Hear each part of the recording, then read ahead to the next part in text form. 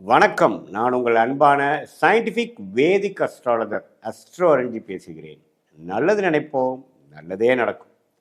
இந்த வீடியோவில் நம்ம என்ன பார்க்க போறோம்னா, மிதுன ராசிக்காரர்களுக்கு ஆகஸ்ட் 2026 எத்தகைய ஒரு மாத பலமாக பலாபலன்கள் நிறைந்த ஒரு மாதமாக இருக்க போகுதுங்கிறத சயின்டிஃபிக் வேதிக் அஸ்ட்ராலஜி முறையில் எதையும் மிகைப்படுத்தாமல் உள்ளது உள்ளவாறு டிகிரி அடிப்படையில் நம்ம பார்த்து இந்த அருள்வாக்கு சொல்கிற மாதிரியோ இந்த பரிகாரம் அப்படிலாம் போகாமல் மூடநம்பிக்கையில் போகாமல் ஒரு ஒரு ஜாதகத்திலையும் ஒரு ஒரு கிரகம் இப்படி இருக்கும் பொழுது அதே மாதிரி உங்களுடைய ராசிக்கு இந்தந்த கிரகம் இது மாதிரி இடத்துல வரும் பொழுது எது மாதிரியான ஒரு பொது தாக்கத்தை கொடுக்க போகிறது அப்படிங்கிறத நம்ம இந்திய வேத ஜோதிட அடிப்படையிலான ஒளி தத்துவம் பிரகாரம் அறிவியல் சார்ந்த முறையில் நம்ம பார்க்க போகிறோம். இப்போ பாருங்க, மிதுன ராசிக்கு பாருங்க எப்படி இருக்கு அமைப்பு அப்படின்னா, சனி வந்து 10ஆம் இடத்திலே நீடித்திருக்கிறார். தொழில் ரீதியாக வேலை ரீதியாக பல புரட்சிகளை செய்து கொண்டிருக்கிறீர்கள். ஒரு வருஷமா பல முயற்சிகள் ஆகுது, சிலது பேக் ஃபயர் ஆகுது, சிலது ஜெயிக்கிறீங்க, சிலதெல்லாம் முன்னேற்றங்கள் நல்லா போகுது. அது மாதிரி விஷயங்கள் கொடுக்கக்கூடிய சனி 10ல் நீடித்திருக்கிறார். குரு 2ஆம் இடத்துல வந்து தன குடும்ப வாக்குஸ்தானத்திலிருந்து 8, 6, 10 பார்க்கிறார். ஸோ நிறையா கடன் கொடுக்கக்கூடிய விஷயங்கள், கடனை அடைக்கக்கூடிய விஷயங்கள், பணம் போக்குவரத்து அதிகமாக இருக்கக்கூடிய அமைப்பு, வருமானம் வந்து பல வகையில் வரக்கூடிய அமைப்பு, அதே சமயத்தில் கொஞ்சம் தூர பிரதேசம், நிறையா ட்ராவலிங் கொடுக்கக்கூடிய அமைப்பு, வேலை மாற்றங்களை கொடுக்கக்கூடிய அமைப்பு, தொழிலில் நம்ம ஊக்கத்தோட அதிக முயற்சியோட நிறைய லாபத்தை எடுக்கக்கூடிய அமைப்பு, இது எல்லாமே வந்து கொடுக்கக்கூடியது இருக்குது. ஸோ இந்த குரு 2ஆம் இடத்துல இருக்கிறது அருமையான ஒரு விஷயமாக இருக்குது. அதே சமயத்தில் ராகு கேதுகள் பார்த்திங்கன்னா, ராகு 9லும் கேது 3லும் இருக்கிறது ஓரளவுக்கு முயற்சிகளை எடுக்கக்கூடிய அமைப்புகள், அதுக்கு தகுந்த மாதிரி ஒரு பலன்களை எடுக்கக்கூடிய அமைப்புகள் தவறு இல்லை. இப்போ ராசி அதிபதியாகிய புதன் பாருங்க, ஒரு 2 நாளுக்கு அப்புறம் உங்களுக்கு கடகத்துக்குள்ள வந்து ஆகஸ்ட் 2, 3லயே பார்த்தீங்கன்னா குருவோட சேர்றார். கிட்டத்தட்ட 3 வாரத்துக்கு குருவோட சேர்றது ராசி அதிபதி அப்படி இருக்கிறது அருமை. ஸோ எப்போ வந்து ராசி அதிபதி குருவோட சேர்ந்து 2ஆம் இடத்துல இருக்கும் பொழுது நல்ல பணம் வரவுக்காக சில யுக்தியான வேலைகள், கெட்டிக்காரத்தனமாக சில முயற்சிகள் செய்கிறது, கெட்டிக்காரத்தனமாக சில முடிவுகளை செய்வது, அது மூலமாக பலன்களை பெறுவது, மாணவர்கள் நல்லா படிக்கிறது, பயங்கர மெமரி பவரில் கொண்டு வந்து நல்ல ரிசல்ட் கொண்டு வர்றது, இது வரைக்கும் புரியாத விஷயம்லாம் கொஞ்சம் புரிகிறது, வாழ்க்கையில் நம்ம தெளிவு பெறுவது, நிறையா விஷயங்கள் முடிவெடுக்க முடியாத விஷயத்தையே டக்குன்னு முடிவெடுக்கிறது. ஏன்னா புதன் வந்து குருவோட சேருது, சூரியனோட சேரும் பொழுது நிபுணத்துவம் பெற்று வாழ்க்கையில் சில நல்ல ஒரு மேல்நிலையான சில அமைப்புகள், பல 6 மாதமாக சில முடிவுகள் எடுக்க முடியாதவங்க டக்குன்னு எடுத்துருவாங்க. அடுத்த லெவலுக்கு போகக்கூடிய அமைப்புகள், கொஞ்சம் சொகுசாக இருக்கக்கூடிய அமைப்புகள், ரிஸ்க்கை குறைக்கக்கூடிய அமைப்புகள், அதே மாதிரி இது மாதிரி ஐடி சாஃப்ட்வேர், அக்கௌண்டிங், ஆடிட்டிங் அது மாதிரி லைனில் இருக்கிறவங்களுக்குலாம் நல்ல மேன்மை, நல்ல க்ரோத்து, டக்குன்னு ஒரு ஆஃபரு, டக்குன்னு ஒரு ஆப்பர்ச்சுனிட்டி, இது வரைக்கும் புலப்படாத விஷயங்கள் புலப்படுதல், இது மாதிரி பல நல்ல விஷயங்களை கொடுக்கக்கூடிய ஒரு அமைப்பாக ராசி அதிபதி குருவோடு சேர்க்கறனாலையும் சூரியனோட சேர்ந்து எந்த விதத்திலும் தவறான ஒரு சனி செவ்வாய் பார்வையில் இருக்காதனால மூளை நல்லா வேலை செய்யும், நல்லா சுறுசுறுப்பாக இயங்கக்கூடிய அமைப்புகள் இருக்குது. மாதத்தின் கடைசி 7 நாளுக்கும் பார்த்தீங்கன்னா அவர் சிம்மத்துக்கு போகிறாரே ஒழிய அதுவும் தப்பு இல்லை.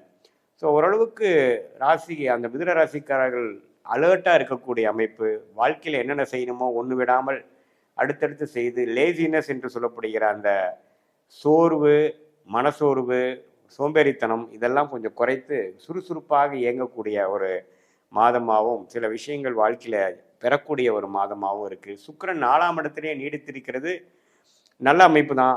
இது மாதிரி வீடு, வண்டி, வாகனம் விஷயத்தில் கொஞ்சம் கேர்ஃபுல்லாக இருக்கணும். ஏன்னா சுக்கிரன் சனி பார்வையும் பெற்றிருக்கிறார், செவ்வாய் பார்வையும் பெற்றிருக்கிறார். ஸோ வீடு, வண்டி, வாகனம், தாயார் விஷயத்தில் கொஞ்சம் கேர்ஃபுல்லாக இருக்கணும்.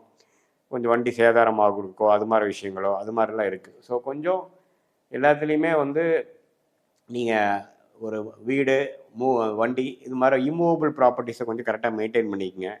அதுக்கு சம்மந்தப்பட்ட விஷயங்களை வந்து பாதுகாத்து கொள்ளுங்கள். அதுக்கு வேணுங்கிற டாக்குமெண்ட்ஸ், அதுக்கு வேணுங்கிற இன்சூரன்ஸு அது மாதிரிலாம் போட்டுக்குங்க. ஏன்னா கரெக்டாக ஒரு சுக்கிர திசையாக நடந்துகிட்ருக்கிற டைமில் இது மாதிரி சனி செவ்வாய் தாக்கத்தில் சுக்கிரன் நீச்சமாக இருக்கும் பொழுது சிலதெல்லாம் கொஞ்சம் தவறான கைமீறி போகக்கூடிய அமைப்புகள்லாம் இருக்குது. ஸோ அது கொஞ்சம் கேர்ஃபுல்லாக இருக்கக்கூடிய அமைப்புகள். மற்றபடி பயப்படுறதுக்கு ஒன்றும் இல்லை. கடன் வரும், அடுத்தவங்களோட பணம் வைத்து நீங்கள் சம்பாதிக்கக்கூடிய அமைப்பு, ஒரு கடன் வாங்கி ஒரு கடன் அடைக்கக்கூடிய அமைப்பு, அது மூலமாக ஒரு பிஸ்னஸ் ஆரம்பிக்கக்கூடிய அமைப்பு, அது மூலமாக லாபம் பெறக்கூடிய அமைப்பு, இடம் மாற்றங்கள், ஒரு நாடு வெளிநாடு போகணும்னு நினைக்கிறவங்க வெளிநாடு போயிட்டு வர மாதிரி ஒரு அமைப்பு, விசா படிக்கிறதுக்காக போகிறவங்களுக்கு டக்குன்னு விசா கிடைக்கக்கூடிய அமைப்பு, விளையாட்டுத் துறையில் இருக்கிறவங்களுக்கு நல்லா ட்ராவலிங் ஆகக்கூடிய அமைப்பு, வெளி மாநிலத்தை போகக்கூடிய அமைப்பு, ஷேர் மார்க்கெட்டில் நல்லா போட்ட காசு வந்து ப்ராஃபிட் எடுக்கக்கூடிய அமைப்பு, இது எல்லாமே அந்த 8ஆம் இடம் வலுக்கிறனால ஒரு நல்ல அமைப்பு இருக்குங்க. ஸோ பேச்சு மூலமாக பிழைக்கக்கூடியவர்கள், சொல்லிக் கொடுக்கும் வேலையில் இருக்கிறவங்க, இது மாதிரி கன்சல்டிங் வேலையில் இருக்கிறவங்களுக்கெல்லாம் நல்ல முன்னேற்ற பாதை அமைக்கக்கூடிய ஒரு காலகட்டமாக இந்த ஆகஸ்ட் 2026 மிதுன ராசிக்காரர்களுக்கு எல்லாமே ஓவராலாக தொழிலாக இருந்தாலும் சரி, அவங்களுடைய அந்தஸ்தாக இருந்தாலும் சரி, அவங்களுடைய வருமானம் பொருளாதாரமாக இருந்தாலும் சரி, இன்னும் கொஞ்சம் கடன் முழுசாக முடிக்க முடியலனாலும் அடுத்த ஸ்டேஜ் நல்ல ஏர்னிங் இன்க்ரீஸ் பண்ணுற மாதிரி சில விஷயங்கள்லாம் வந்து பாசிட்டிவாக நம்ம செய்து ஒரு ஃப்யூச்சரில் நம்ம லாங் ஸ்டாண்டிங்காக நம்ம ஜெயிக்கிறதுக்கு வேணுங்கிற ஃபவுண்டேஷனை செய்யக்கூடிய அமைப்புகளாக நிறைந்ததான ஒரு மாதமாக மிதுன ராசிக்காரர்களுக்கு ஆகஸ்ட் 2026 இருக்குது. இது பொதுவான பலன்களை தவிர உங்களுடைய ஜென்ம ஜாதகத்தில் எது மாதிரி தசாபுக்திகள் போய்கொண்டு இருக்கிறது, நீங்கள் எந்த லக்னத்தில் பிறந்தீங்க அப்படிங்கிறத திருக்கணித பஞ்சாங்கத்தில் உங்கள் பிறந்த தேதி, பிறந்த நேரம், பிறந்த உரை வைத்து நம்ம போட்டு பார்த்து அதில் என்ன மாதிரி ஒரு விஷயங்கள் போய்கொண்டு இருக்கிறது, உங்களுடைய லக்னத்துக்கும் ராசிக்கும் உள்ள வேறுபாடுகள் என்ன, எந்தெந்த கிரகம் அதிகமான வலிமையாக இருக்கிறது, இப்போ நம்ம பேசிட்டு இருக்கக்கூடிய தச புக்தி நாதன்கள் வந்து கோச்சாரத்தில் எப்படி இருக்குங்கிறதை முதல் சொன்ன பொது பலனையும் சேர்த்து வைத்து பார்க்கும் பொழுது இன்னுமே அடுத்து வரக்கூடிய ஷார்ட் டேர்ம் என்ன, லாங் டேர்ம் என்ன, எது மாதிரி விஷயங்கள் நமக்கு தென்படுகிறது, எது மாதிரி விஷயங்கள் நம்ம வந்து சூஸ் பண்ணலாம், எது மாதிரி விஷயங்கள் நம்ம சூஸ் பண்ண வேண்டாம், எப்படி பண்ணால் நம்ம ஜெயிக்க முடியும், எந்த துறை நமக்கு சாதகமாக இருக்குது, எந்த காலகட்டத்தில் நமக்கு நிவர்த்தி வருது, எந்த காலகட்டத்தில் நமக்கு கடன் அடையுது, எந்த காலகட்டத்தில் நமக்கு வந்து வம்பு வழக்குகள் பிரச்சனையை நீங்கி கொஞ்சம் பிரச்சனை இல்லாத வாழ்க்கையாக நம்ம வாழ போகிறோம், எப்போ நமக்கு next level of changes in job, next level of progress in business, எப்போ நம்ம வந்து அடுத்த லெவலுக்கு போக முடியும், வெளிநாடு வாய்ப்புகள் எப்போ, வேலை வந்து தேடிட்டு இருக்கிறவங்களுக்கு வேலை எப்போ கிடைக்கும், அது மாதிரி விஷயங்கள்லாம் உங்களுடைய ஜாதகத்தில் தசாபுக்தி அந்தர சூக்ஷமம்